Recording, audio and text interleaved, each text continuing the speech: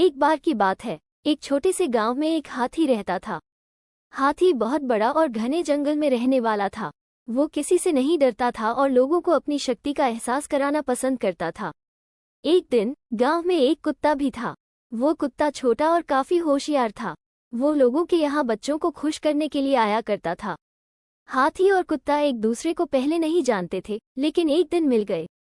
वे दोस्ती करने लगे और अच्छी तरह से बातचीत करने लगे। हाथी ने कहा, मुझे बहुत खुशी हुई कि मैं तुम्हें मिला। मैं शायद दुनिया का सबसे बड़ा और ताकतवर जानवर हूँ। कुत्ता समझता था कि हाथी थोड़ा बड़ा और घमंडी है, इसलिए उसने कहा, हाथी, मुझे मालूम है कि तुम बहुत बड़े हो, लेकिन फिर भी इंसान तुम्हें धकेल कर मार सकता है। और मुझे तो बहुत छोटा और दुर्बल होने की वजह से सब कुछ बचाना होता है। हाथी इस पर हंसते हुए कहा, तुम ठीक कह रहे हो, लेकिन फिर भी मैं कभी बचने के लिए तुम्हारी मदद ले सकता हूँ। मैं तुम्हें अपनी शक्ति और ताकत से बनाया गया हूँ। कुत्ता गंभीर रूप से बोला, मैं जानता हूँ कि तुम कितने शक्तिशाली हो, लेकिन प्रेम और सहायता देने की क्षमता मेरे पास है।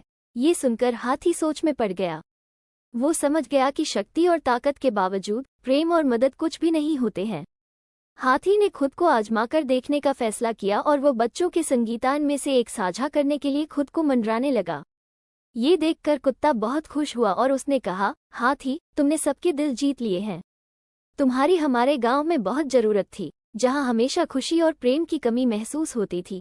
हाथी बहुत खुश हो गया क्योंकि उसने समझ लिया था कि हाथी और कुत्ता एक ही गुण रखते हैं।